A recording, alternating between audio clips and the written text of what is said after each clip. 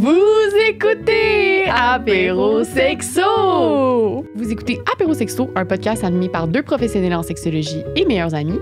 Vous entendrez parler de dating, de relations, de break-up, de célibat. On veut vous accompagner dans votre vie sexuelle, dans votre intimité et dans votre vie amoureuse. Voilà! La saison 3 du balado est présentée par nos trois partenaires officiels. La distillerie Trois-Lacs, une compagnie d'ici qui vous propose des spiritueux et des prêts à boire pour vos grands, moyens et petits moments. Odyssey Bikini, qui est une compagnie de maillots de bain confectionnés à la main avec le souci de l'environnement et du bien-être à Québec. Vous avez 15% avec le code promo APEROSEXO15. Et Dose, une compagnie d'ici fondée et dirigée par une femme qui offre des shots de gingembre pressés à froid biologiques. Vous pouvez utiliser le code APEROSEXO20. Les liens vers les sites web de nos partenaires sont dans la description de l'épisode. Bon épisode! Bonjour tout le monde! Allô. Coucou! Bienvenue dans l'épisode de cette semaine. J'ai un micro spécial aujourd'hui, c'est un spécial karaoké. Voilà! Vous savez pas, mais ça fait 2 fois que je refais la blague. Non, c'est une blague. Aujourd'hui, on reçoit Chloé Robichaud et Catherine Léger. Bienvenue en studio. Toutes deux, vous avez travaillé sur le film Deux femmes en or, Chloé à la réalisation et Catherine au scénario. Le film met en vedette Karine Gontier-Hidman et Laurence Leboeuf. Ça parle de soumission aux pressions sociales. Ça propose une réflexion sur la place du plaisir des femmes dans les relations normatives hétérosexuelles. Bienvenue. Est-ce que ma description du film fait du sens pour vous sur la manière dont vous avez comme conceptualisé ce film-là? Absolument. Je pense que oui. Oui. Ouais. C'est un film qui va sortir le 30 mai. Oui. Là, vous écoutez l'épisode le 28 ou en rediffusion. Fait que c'est le temps d'acheter vos billets pour le cinéma, là. Oui, absolument. Voulez-vous nous parler un peu du synopsis du film pour ceux et celles qui ne l'ont pas encore écouté? Qu'est-ce qui se passe dans ce film-là? Ben, en fait, c'est une relecture du film érotique culte des années 70. C'est considéré comme un film érotique. Ben, oui. Il y avait même ça, il y avait un terme même moins joli que ça, là. C'était comme film de fesses, je pense. Ah ouais, tant que ça? Non, mais pas le film en tant que tel, c'était une époque du cinéma québécois. Ouais. Qu'il y avait beaucoup de films, tu sais, c'était la révolution un peu sexuelle, la révolution tranquille. Ouais. Oui, c'était un peu assumé qu'on était dans ce mouvement-là au Québec. OK. Dans ce temps-là. Mais tu vois, moi, j'ai pas regardé le film, mais en regardant la bande-annonce, je me suis pas dit c'est un film de cul, tu sais, je me suis dit c'est un film avec de la nudité puis de la sexualité libertine. Puis même le film de l'époque, là, moi, ça serait pas l'étiquette que je lui mettrais. Non, absolument pas. Il y a un propos, il y a une âme dans le film de 70. Il y a même quelque chose d'assez progressiste, là. C'était deux femmes au foyer qui se réappropriaient leur désir, leur sexualité, dans leurs termes, en 70. Tu sais, fait que c'était plus que ça. Mais à l'époque, c'est vrai que c'est beaucoup l'étiquette qu'on a mis, là. Ouais, moi, j'y apporterais pas l'étiquette de pornographique du tout. Ouais. Non, absolument pas. Ouais. Non, mais même érotique, c'est comme déjà c'est pas pornographique, là. Je pense. Puis c'est un film qui, effectivement, il y avait de la comédie aussi. C'était aussi une comédie. Mais il y a beaucoup d'humoristes qui jouent dans ces films-là, puis vous avez repris un peu le relais de ça dans votre version. Oui. Qu'est-ce que vous apportez de nouveau, de différent versus le film original, mettons? Mais ça se passe 50 ans plus tard, donc c'est sûr qu'on parle pas de la même époque. Fait que en fait, ça permet un regard sur notre époque, parce que c'est sûr que, comme femme, tu te dis, bon, ben, en 1970, c'était deux femmes au foyer qui s'émancipaient en accueillant le laitier, le laveur de vitres.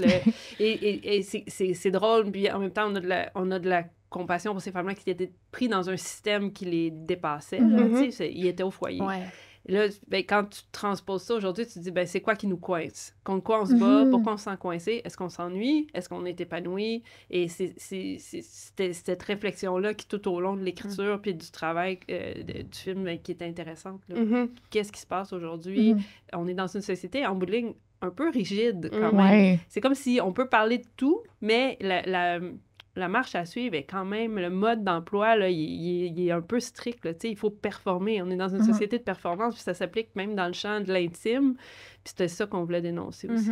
Puis même 50 ans plus tard, je dirais, le scénario se ressemble dans le sens que les deux femmes sont à la maison. Je veux dire, ça se passe encore aujourd'hui. Là, je veux dire, le congé de maternité ou le congé de maladie, pendant un moment, t'es à la maison.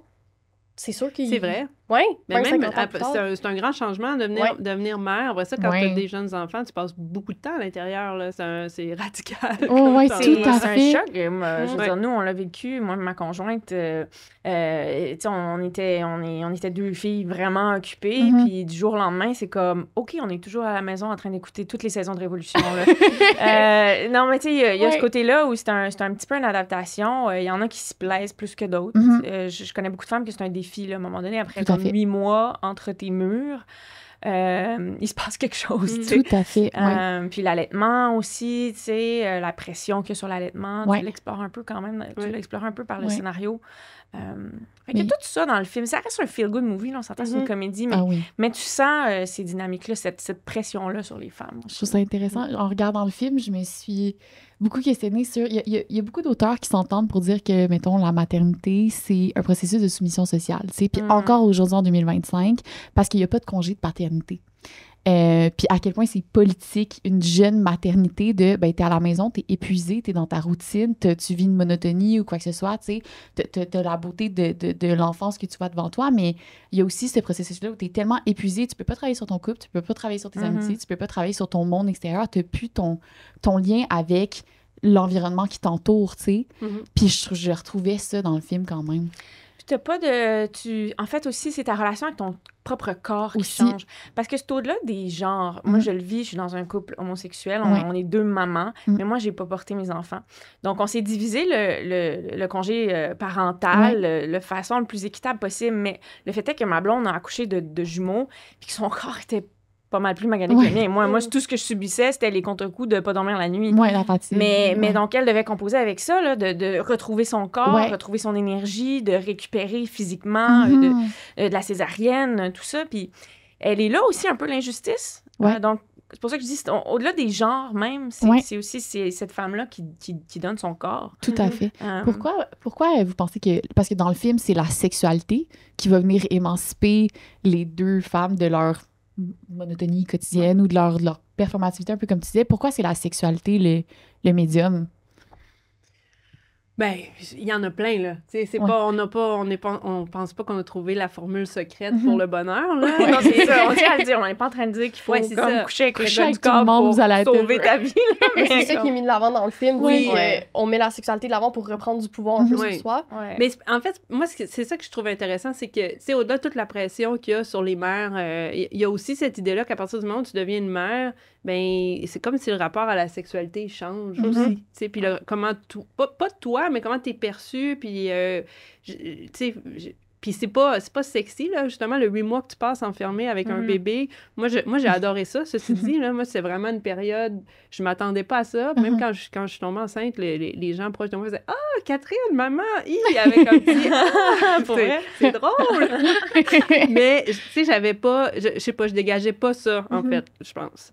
Puis finalement, c'est comme, contre toute attente, j'ai tellement aimé la petite enfance, les bébés, alors que j'étais assez indifférente quand je voyais un bébé avant d'avoir moi-même mon propre bébé.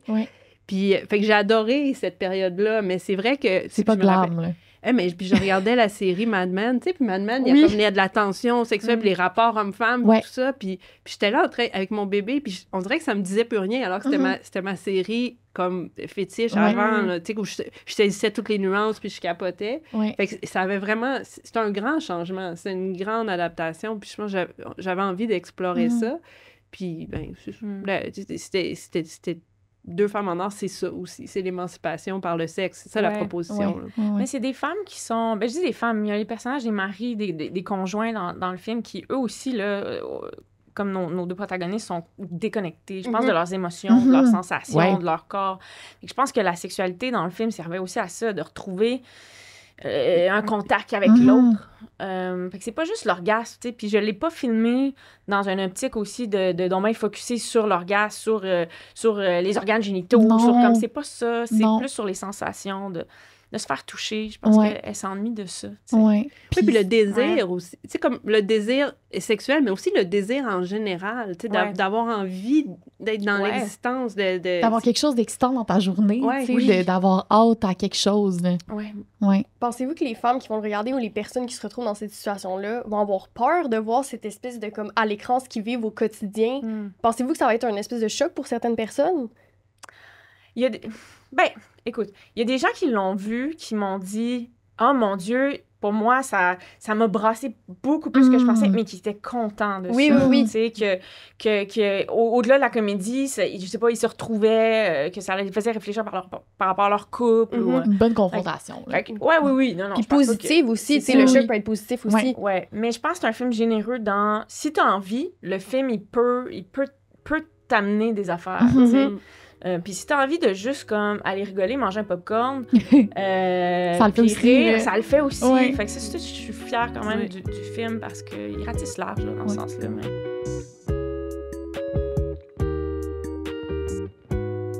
Moi, dans la vie, là, vous savez, la gang, je suis pressée en tabarnak. Je suis tout le temps à course, OK? Je sais pas si vous avez vu ces behind the scenes là, qu'elle pose sur apéro. Sa routine du matin, c'est 5 minutes.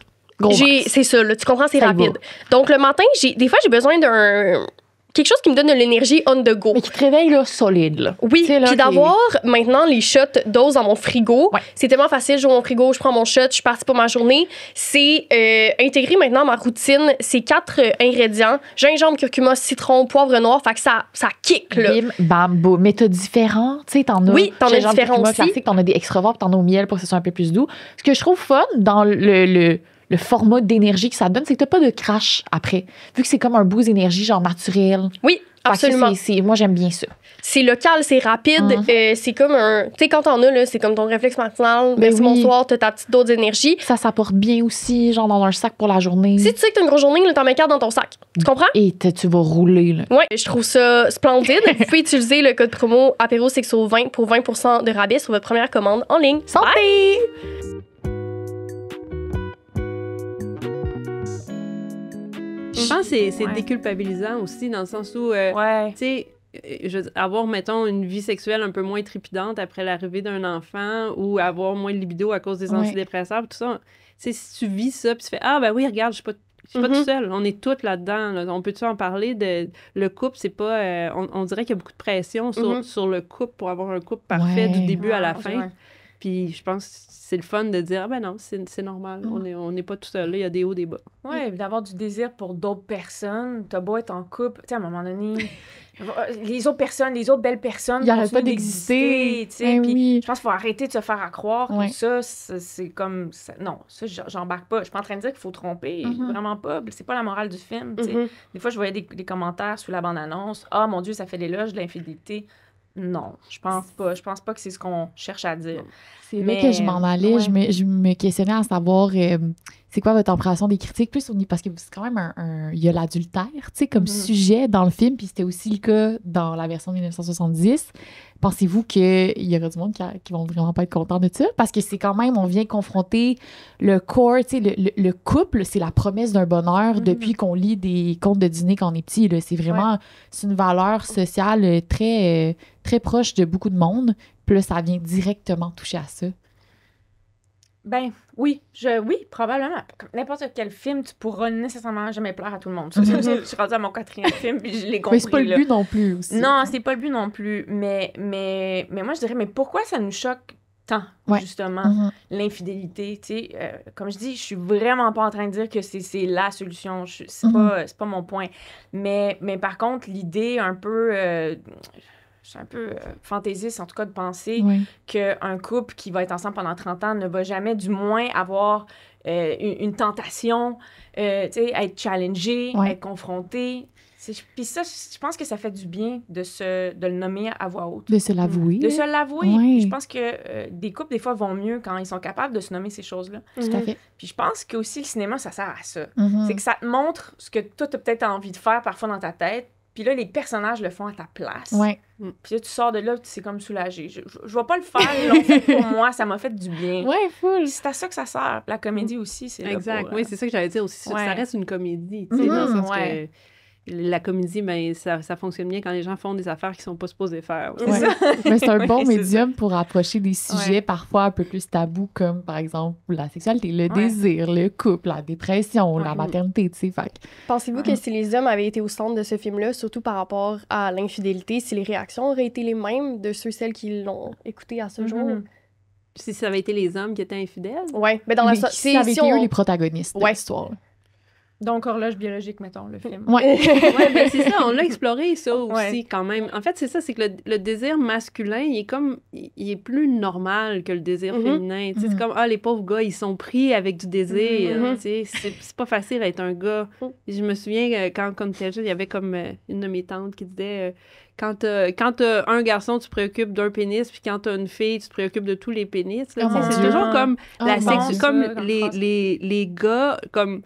c'est comme si les gars, leur sexualité, c'est normal, ça existe, puis il faut toujours essayer de la contrôler. Mais dans cette phrase-là, il n'y a aucune place pour la sexualité des filles. Là. Non, c'est très culture du viol coded, là. Mais en fait, c'est vraiment... les filles n'ont pas de libido, il faut qu'ils se méfient de la libido des gars. Fait on dirait qu'on a tellement parlé du désir masculin que on est en retard un peu sur le désir féminin. C'est de défaire l'espèce de dynamique de prédateur-proie, puis de venir attaquer ça.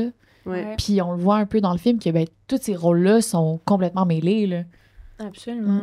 Puis Karine expliquait bien tout le monde en parle justement que même si les femmes sont au centre et on parle de leur désir, ils vont pas objectifier l'homme comme dans le contraire des films où justement on sent que la femme est objectifiée si on parle de sexualité. Puis que la connexion puis le ressentiment puis les désirs, c'est là-dessus que l'accent est mis. Et je trouve que ça fait du bien de voir ça à l'écran, même si le scénario est contraire, mais c'est bien fait. Là. On voit tout le bienfait que la sexualité peut amener dans le bien-être global de quelqu'un, en fait. C'est ça que je trouve fun avec le film. Ça met le... Tu sais, nous, on est étudiants en sexo, fait qu'on sait théoriquement à quel point la sexualité, c'est important dans le bien-être et la santé globale. Puis là, je suis comme... mais c'est tellement un médium pour connecter avec les gens, puis enrichir ses relations interpersonnelles, puis c'est un exemple parfait de ça. Merci de dire ça. Comment la nudité... Est-ce que ça a été difficile d'apporter ça à comme toute l'équipe? Est-ce que vous avez des scènes que vous n'avez pas tournées parce que pas tout le monde était en accord sur...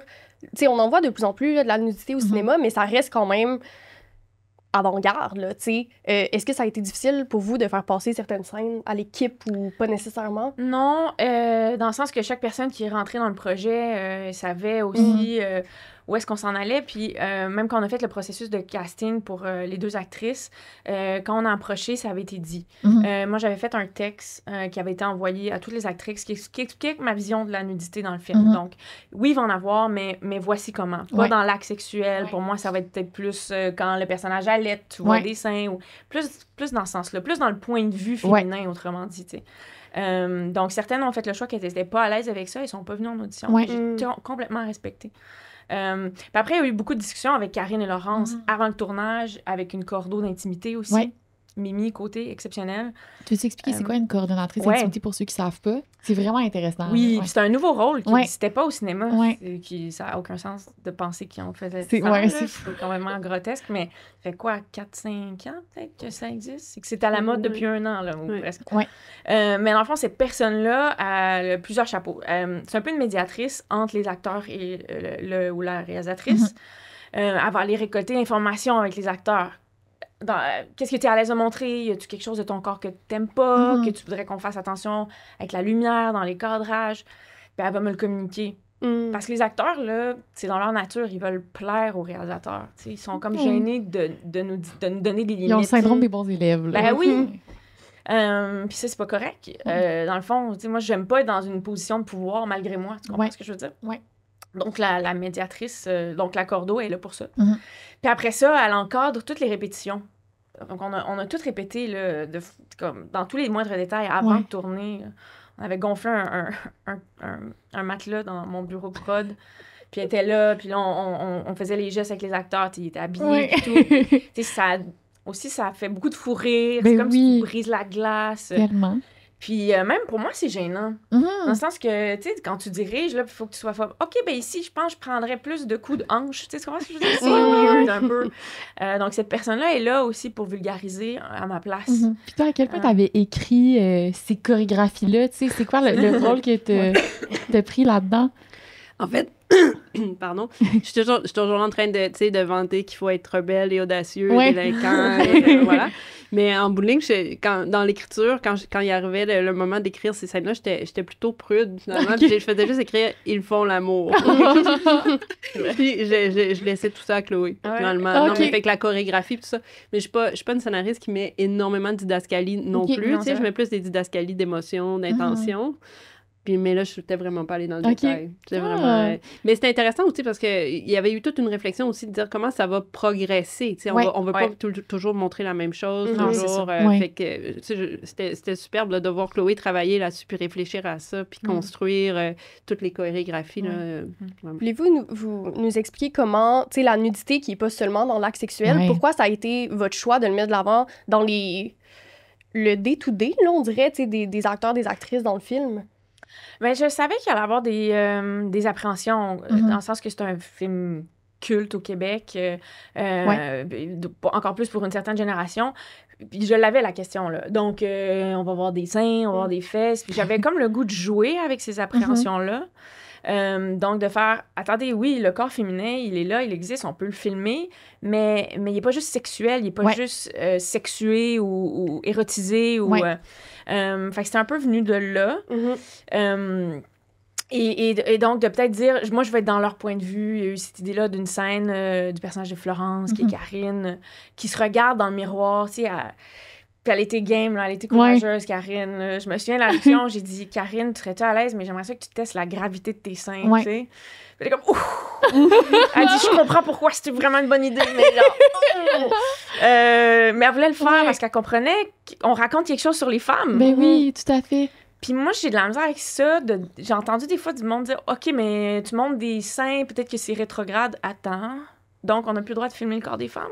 C'est ça. Si je montre le corps des femmes, ça veut dire que non, je suis pas d'accord avec ça. Ouais. C'est comment je le fais puis pourquoi. Exact, ouais. Puis je pense qu'on était toutes d'accord avec les actrices qu'on essayait d'exprimer quelque chose sur les femmes qui pour nous était authentique, en tout cas. Ouais. Moi, la façon dont ça a résonné quand j'ai regardé le film, c'était un des premiers films québécois que je regarde où je conçois que le corps nu de la femme qui est à l'écran leur appartient. Il n'est pas là nécessairement pour que moi je le regarde. Même si je suis là pour regarder le film puis que le film est fait pour l'audience, c'est comme il appartient à Violette, il appartient à Florence, il appartient aux actrices même, tu sais, on le sent là-dedans, puis c'est pas... Il n'est pas toujours en position d'être sexualisé aussi, c'est ça qu'on voit. C'est pas de l'objectification, c'est ça raconte quelque chose, puis on est tellement... C'est tellement interrelié avec qu'est-ce que la personne vit en étant nue, tu sais, vit ou ne vit pas, parce que c'est aussi dans le quotidien, puis c'est aussi dans les choses banales. Puis je me suis tellement reconnue dans cette nudité-là, tu sais. Il y a une scène, d'ailleurs, c'était une idée de Karine. Elle chante dans la douche à un moment donné, puis son chum, il y a une conversation avec Violette, puis en tout cas, Violette s'en va. Et elle devait sortir de la douche puis parler à son chum. Puis elle dit, tu sais, ça serait incroyable que je suis nue tout le long de la scène, complètement nue, frontale, mais que lui, il voit rien, parce que c'est ça qui se passe dans les vrais couples, dans la vraie vie. T'es constamment tout nu un devant l'autre, t'es pas toujours en train de faire « Wow, t'es sexy! » C'est comme si tu vois plus la personne. Puis j'ai adoré cette idée-là. Elle a été encore là courageuse de le faire, mais je trouve que ça décrit bien le couple. Puis de le voir à l'écran, c'est comme un reflet de nos relations aussi. Puis c'est comme cette banalité-là de la nudité dans les relations est normale, tu sais, ça vient avec tout le monde, mais de le voir à l'écran, c'est comme « Ah! » Peut-être que je porte plus autant d'attention au corps. Peut-être que je désire plus autant. Peut-être que je prends plus le moment de m'arrêter et d'être comme, chérie, t'as des belles petites fesses aujourd'hui. Tu sais, des petits genre... Puis clairement, c'est ça qui manque à leur couple. Ils se voient plus. Puis je pense que c'est ce que Florence aurait besoin, de se faire remarquer, de se faire voir. Oui, tout à fait. Comment le cinéma a avancé dans le sens où quelle scène vous avez pu faire là, dans 2025 versus... Tu sais, qu'est-ce que vous avez pu apporter de nouveau par rapport à la nudité ou sexualité qui aurait jamais pu passer en 1970? J'ai l'impression que 70, c'était quand même une époque où tu avais le droit de tout faire. Oui, c'est ça. Parce qu'on n'a pas vu, tu sais, l'autre film, mais y avait-tu autant de nudité ou du moins c'était-tu apporté de la même façon? Non, c'était pas apporté de la même façon. C'était vraiment... il faut se remettre dans les lunettes de 70. Il n'y avait pas toutes les discussions qu'on a en fond. Il n'y avait pas de coordinateur. Non, exactement. Non, puis c'est pas pour diaboliser le film, juste de voir la différence. Oui, exactement. Donc, c'était plus dans l'acte sexuel, puis tu sentais comme une caméra extérieure à la scène qui regarde, qui voit les seins d'un personnage. On voyait plus la nudité des femmes que des hommes. Mais encore là, l'époque. Oui. Mais là, nous, je pense qu'on a toutes ces réflexions-là. Tu peux pas refaire ça sans te poser des questions.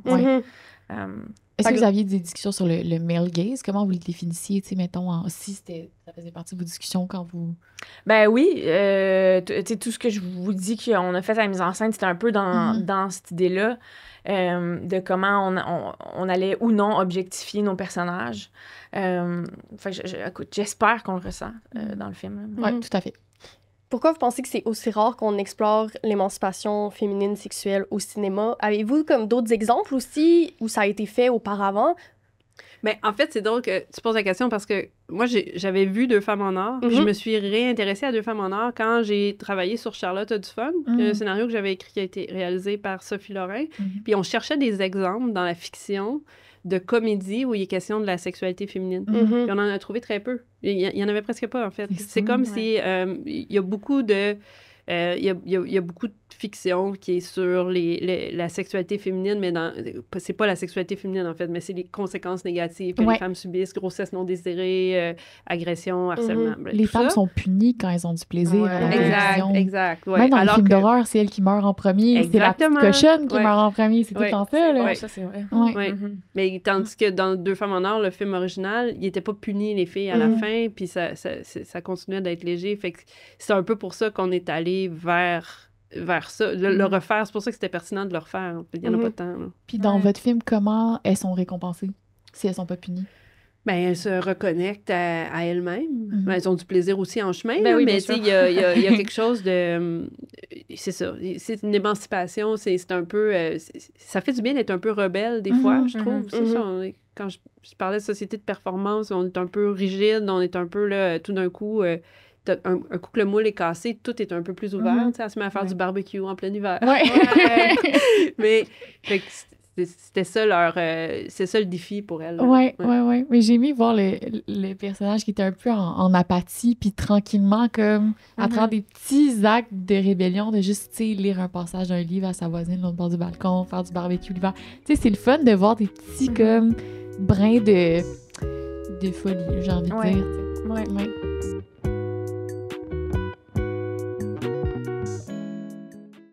Hi! Bonsoir! Montréal, Québec, tout le monde!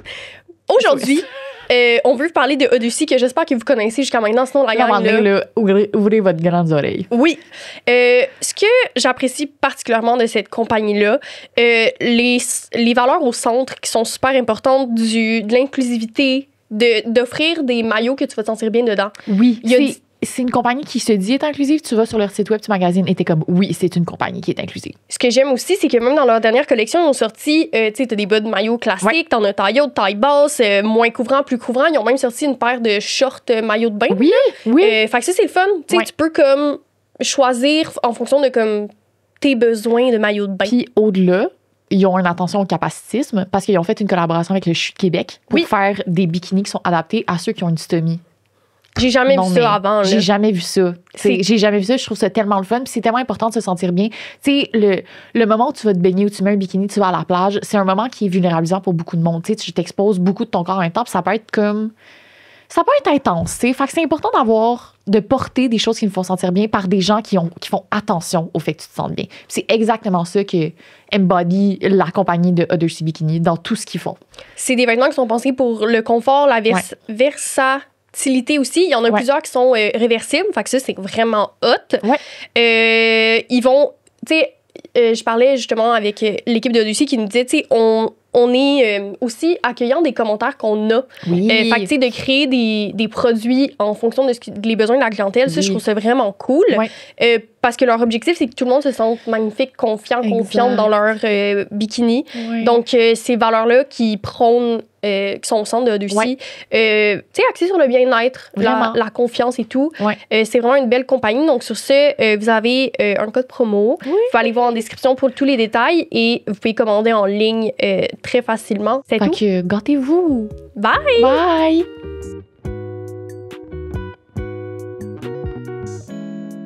On voit aussi les chums des femmes dans votre film. Comment vous vouliez laisser quand même la place aux hommes sans qu'ils soient au centre? C'était quoi votre ligne directrice par rapport à ça? C'est des personnages pour lesquels moi j'ai beaucoup de compassion aussi. Tu sais, dans tous mes personnages, c'est comme si c'est pas les vedettes, mais ils ont quand même leur propre trame. On les aime, on a pris soin d'eux, mais ils sont pas parfaits non plus. Ils ont aussi des failles. Là. Puis là, dans ce cas-ci, les failles, c'est qu'ils avaient un petit peu laissé leur couple aller. Mais ça venait des deux. Là. Mais fait que c'est sûr que c'est ça, on creuse ce côté-là du point de vue masculin aussi. Comme c'est difficile pour un gars aussi quand le bébé arrive, tout d'un coup, il est plus il n'est plus l'objet de focus de sa Mhm. conjointe. Là, tu sais, les filles, quand tu fais le focus sur ton chum, tu t'occupes de ton chum, là, le bébé il arrive, là, finalement, le chum n'est plus là. Fait que ça, je pense que pour le couple de Violette et Benoît, c'est tough. Ils sont dans cette phase-là. Tu passes de conjointe à mère, dans le fond, tu changes le chapeau. Puis on les voit quand même souffrir de la situation. Là. Exact. Mais oui. La complexité aussi que ça affecte aussi les hommes différemment. Et que la société de performance les affecte quand même, tu sais. Fait que c'est de remettre tout ça dans notre face de comme, au final, tout ce qu'on veut faire, toutes les normes qu'on devrait suivre, nous affectent tous et toutes, là. Fait que c'était le fun de voir aussi comment les hommes le vivaient dans la situation. Absolument, oui. Et j'aime le personnage de David, qui est Manny Soleiman-Lou, parce que autant on n'aborde pas beaucoup la libido féminine, autant le manque de libido des hommes, on n'en parle pas. Eux aussi, je trouve la société, je peux pas parler pour eux, mais du moins c'est ce que j'entends, la société donne beaucoup cette impression-là que les hommes sont tout en prêt. Je pense pas que c'est vrai. J'en connais des gars que ça leur tente pas en ce moment dans leur vie, qui sont pas là. Fait que ça, j'aimais beaucoup ça du scénario de Catherine Calais, là. David, lui, il est heureux avec ses fleurs. Ben oui! Puis il est touchant là-dedans, sa passion est là, puis il est un peu comme, voyons, je peux-tu juste faire mon jardin, m'en faire, tu sais? C'est là que je suis bien en ce moment dans ma vie. Mais c'est là où je trouve que la déconstruction des rôles de genre dans le couple, puis dans l'incarnation du couple, elle est le fun à voir parce que on essaie tellement de donner aux hommes de la virilité, puis de prêt à tout le temps avoir la sexualité, la baisse de désir, les dysfonctions érectiles, les difficultés d'atteindre l'orgasme sont tellement regardées de haut pour les hommes. Puis c'est comme, non, mais c'est parce que ça nous arrive aussi de pas mouiller. Il y a pas de... c'est là où les rôles de genre font plus de sens quand on parle de sexualité, puis on peut-tu, crime, les déconstruire? Je pense que ça va faire du bien aussi aux hommes qui vont écouter, parce qu'on l'entend de plus en plus, là, le discours que les hommes dénoncent le fait « Hey, j'ai pas toujours envie d'avoir du sexe », puis on a reçu des hommes au balado, justement, qui le nommaient. Je suis tannée, moi, que je vais en date à la première date, puis que si moi, je refuse d'avoir une relation sexuelle, c'est vu bizarrement ou pourquoi, parce que ça sort du script, puis je pense que le film dénonce ça aussi, tu sais. Puis je pense que c'est une belle représentation de... Ben, c'est pas tout le temps ça, tu sais. Puis ça fait du bien, puis je pense qu'on commence à le voir, malheureusement, là, parce que les hommes vivent aussi une pression par rapport à la sexualité, là. Imaginez avoir la pression de tout le temps être prêt à avoir la sexualité. C'est énorme! D'initier. C'est énorme, ça n'a pas de bon sens. Puis là, on voit que c'est les femmes qui reprennent le pouvoir puis le contrôle, ce qui est... Malheureusement, c'est pas qu'on démontre dans différents films, même encore aujourd'hui. Oui. Par où terminer? Y a-tu une réaction que vous attendez du public suite au visionnement du film? C'est quoi vos souhaits, genre? Comment vous voulez que les gens, ça impacte leur vie? Ben, impacte leur vie, c'est peut-être gros, là. Mais le message qu'ils doivent retenir, ça va être différent, mais... Ben, en fait, moi, c'est toujours la même chose. J'ai envie que ça leur fasse du bien, que ce soit déculpabilisant, que ce soit... Ah oui, moi aussi, des fois, ça m'arrive, justement, d'être un gars puis de pas avoir envie de ma femme, puis je sais pas comment y dire. Puis, tu sais, de tout ce côté-là, de faire... On a enregistré que pour réussir notre vie, il fallait réussir tel aspect, puis des fois, ben, c'est juste pas possible, là. Fait que si ça peut faire rire, si ça peut faire du bien... C'est déjà ça, Mais il y a une phrase que tu avais dite à un moment donné que j'avais aimée puis qui m'avait moi-même fait du bien dans ma vie. Mais tu avais dit, tu sais, la vie, c'est pas une ligne droite. Puis les relations de couple, c'est pas une ligne droite. Puis je pense que le film illustre ça. Puis c'est drôle parce que quand tu m'approchais avec le scénario, c'était il y a 5 ans, j'avais pas d'enfant. Comme ma vie a vraiment changé pendant le processus du film. Puis on dirait que le film, aujourd'hui, me parle tellement plus, puis comme m'a aidé même. Fait que je sais pas, écoute, si ça fait ça à du monde, de juste comme... Soit que j'ai l'impression que tu sors du film, tu as le goût de te rechoisir comme personne, ou peut-être te rechoisir comme couple, tu sais, peu importe le choix que tu fais, mais qu'il y ait le goût d'un choix, tu sais. Puis moi, il m'a aidé dans ce sens-là, le film. Est-ce que vous êtes reconnus dans les personnages, justement, vous deux ayant eu des enfants Ben moi, j'écris tout le temps. Tu sais, mes personnages vieillissent avec moi, là, d'une certaine façon. Puis c'est sûr que c'était une adaptation libre. Fait que en créant ces personnages-là, c'était pas tant... C'était basé aussi sur sur mon expérience, sur ce que je recueillais comme expérience des gens autour de moi. C'était pas juste un hommage au personnage de 1970. Fait que oui, c'est sûr que je sentais une espèce d'urgence de parler de hey, on n'est pas parfait, c'est correct. Tu sais, je reviens toujours à ça, mais c'est important. Là. Moi, je me suis mis une pression folle là, quand je suis devenue maman, de dire, OK, on va tout faire comme il faut, puis, oups, hey, là, je suis pas en train de réussir mon couple à travers tout ça, mais c'était correct, là. Mon chum, il était pas... il n'y avait pas des attentes si élevées. C'était souvent moi qui se mettais ces attentes-là de performer à tous les niveaux. Parce que c'est... Ben, peut-être que c'était juste moi aussi là, qui était comme ça. Mais tu sais, quand t'es jeune puis t'as pas d'enfant, tu regardes les autres puis là, tu dis « Ah, mais moi, ça sera pas comme ça. » moi, je vais réussir, mais c'est correct. Il y en a peut-être qui arrivent là, à tout faire. Mais je pense j'avais besoin, moi, de parler de ça parce que je l'avais pas vu tant, là, cette espèce de... Il y a beaucoup de choses qui m'ont pris par surprise. Ouais. Moi, ça met beaucoup de pression, définitivement. Ça, t'es-tu reconnue plus dans un personnage ou dans un autre? Ben, c'est sûr que Violette, tu sais, qui vient d'avoir un enfant, puis j'étais dans ce stade-là, plus. Puis l'effet que ça a sur le couple, les difficultés que ça... Tu sais, dans ce sens-là, oui. Puis j'ai un côté quand même très introverti, donc Florence, pour moi, est comme vraiment trop wild, mais elle est très rebelle, mais en même temps, elle fait du bien pour ça, un peu. Comme t'as le goût de la suivre, Florence. Fait que c'est peut-être plus l'effet qu'elle a eu pour moi, de me décoincer un peu. Moi, je suis plus Florence, finalement. Ouais, mais en même temps, c'est drôle que tu dis ça. J'ai l'impression que c'est pas ce que tu dégages, mais plus je te connais, je sais que t'es comme Florence. Mais sous cette... mais c'est parce que je suis timide. C'est ça. Comme les gens qui me connaissent depuis longtemps ont parfois accès à la Florence. Mais en fait, c'est que Florence, c'est qu'elle s'ennuie de pas avoir peur de perdre quelque chose.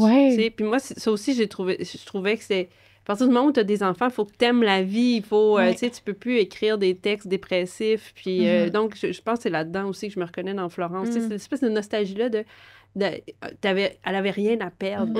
Elle décide d'arrêter de marcher sur des œufs pour vivre sa vie. Tu sais, c'est comme, non, on va en casser, c'est pas grave. Exact. Non, mais puis, tu sais, c'est cette idée-là qu'on aime la vie tout le temps. Puis que, je veux dire, c'est une pression encore là. Fait que je pense que j'aime ça de Florence, qu'elle s'ennuie des moments où elle était délinquante puis elle avait plus rien à perdre.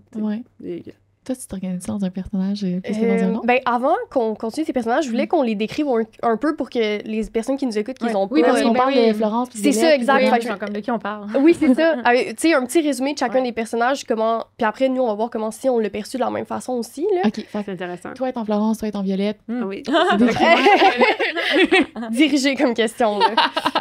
Comment vous vas-y avec Florence. Ben, Florence, c'est ça, je pense que c'est une fille qui est traductrice, qui s'intéresse à la littérature, mais qui avait une part de noirceur à l'intérieur d'elle, qui aimait ça, faire la fête, mais d'une manière peut-être un petit peu trop délinquante, mais a quand même trouvé son chemin, puis elle a trouvé un conjoint, elle a fondé une famille, puis elle aime sa famille, elle aime ses conjoints, mais justement, elle a l'impression qu'il y a un côté d'elle qu'elle n'embrasse plus de la même manière, et c'est ça qu'elle retrouve à travers le film.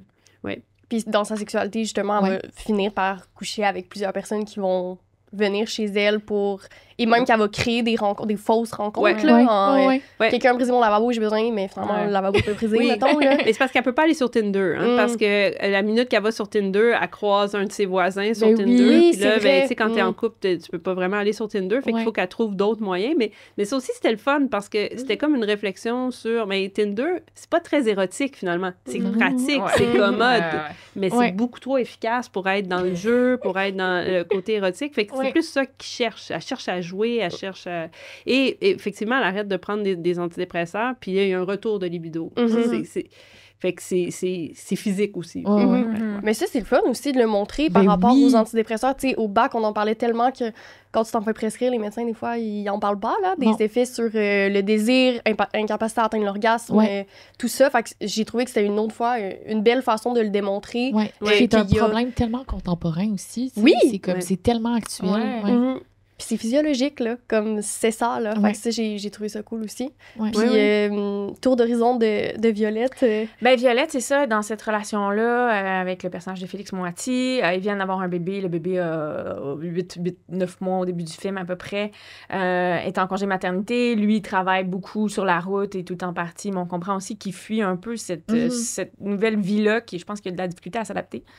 Et puis, ben, Violette va un peu faire la rencontre de la voisine qui va un peu lui parler de ses idées de est-ce que la monogamie, c'est vraiment la solution? Puis, donc, la délinquance de Florence va un petit peu déteindre sur Violette. Violette, pour moi, c'est plus... Ce qui lui manque, là, j'ai l'impression, c'est ça. C'est plus le romantisme. Elle est plus dans un film de Jane Austen. Là, comme, c'est plus ça qu'elle cherche. Là. Florence, c'est plus charnel. Puis, c'était le fun de trouver les contrastes aussi entre les deux femmes. Elles sont en manque de quoi, concrètement? Tout à fait. Puis Violette, comment elle se réapproprie sa sexualité dans le film?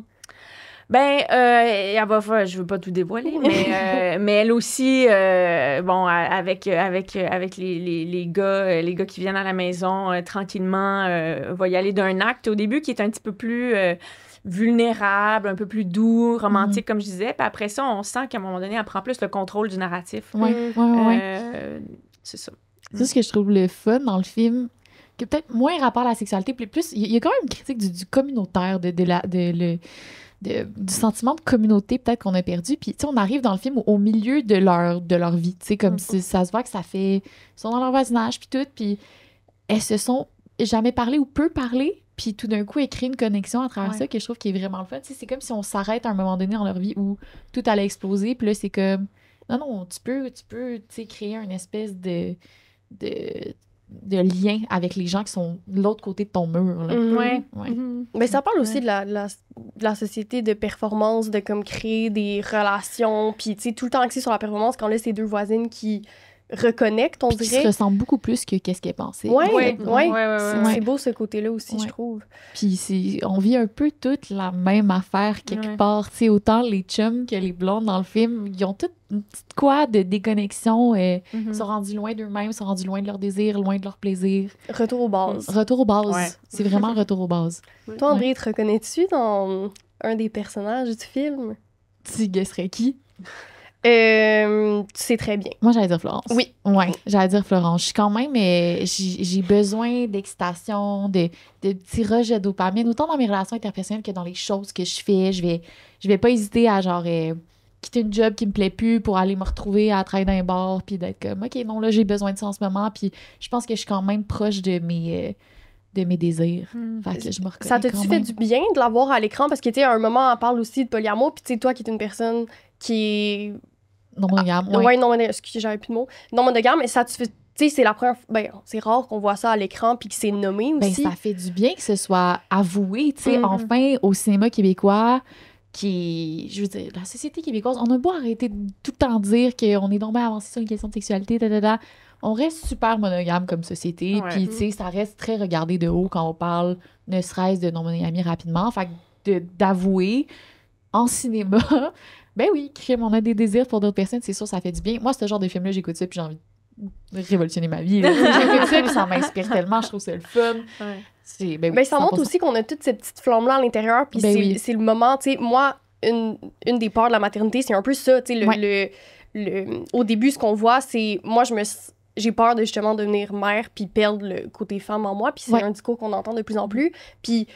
Tu sais, il n'y a rien d'extraordinaire qui se passe dans le film. C'est juste comme retour aux bases, suivre mes désirs, suivre mes envies, puis ils ont le droit d'exister, tu sais. Fait que ça, je trouve ça beau parce que ça met en lumière que on n'est pas juste mère quand on tombe mère, tu sais. Oui, mais c'est aussi correct de se perdre un peu dans le processus, oui, c'est pas grave, tu te retrouves après. Je pense que c'est ça aussi, Violette se retrouve, là, mais c'est un peu inévitable. C'est nécessaire pour se retrouver après. Oui. C'est tout le temps que nous avons aujourd'hui. Avez-vous un petit mot de la fin? Quelque chose que les gens doivent retenir du film ou de votre processus créatif ou peu importe. Avez-vous des projets qui s'en viennent? J'ai posé 10 questions en une, mais en tout cas. Je sais pas, je pense que vraiment, c'est une comédie, j'ai envie de dire. Je trouve qu'on a besoin de rire un peu, puis de se détendre un peu. Puis, tout le monde décide comment il reçoit le film aussi. Tu sais, comme vous disiez un peu plus tôt, des fois, c'est juste comme humoristique, puis ça fait du bien. Comme des fois, si tu as envie que ça chamboule ta vie, puis de te reposer 1000 questions, ben tu peux. Tu sais, c'est de la façon dont tu vas décider de prendre le film. Là. Puis je pense que c'est ça qui est beau aussi. Là. Tout le monde va en vivre une expérience différente. C'est un film qui est très québécois aussi. Je trouve qu'il parle vraiment du Québec. On est dans un moment, on parle beaucoup d'être fier des produits canadiens et québécois, mais notre culture, je pense qu'il faut la consommer parce que ça parle de nous, tu sais. Puis ça fait du bien, des fois, d'entendre du monde qui parle comme nous, qui, tu sais.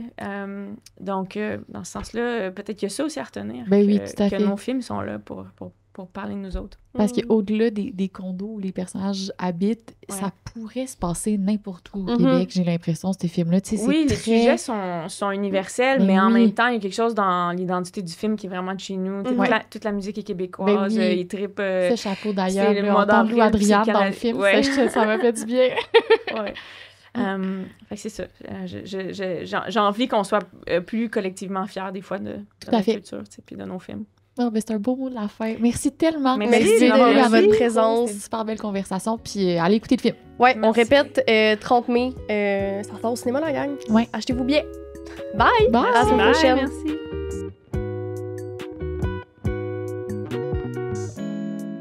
On tient à remercier nos partenaires officiels qui rendent la saison 3 du balado possible. La distillerie Trois-Lacs, toujours bon, tout simplement.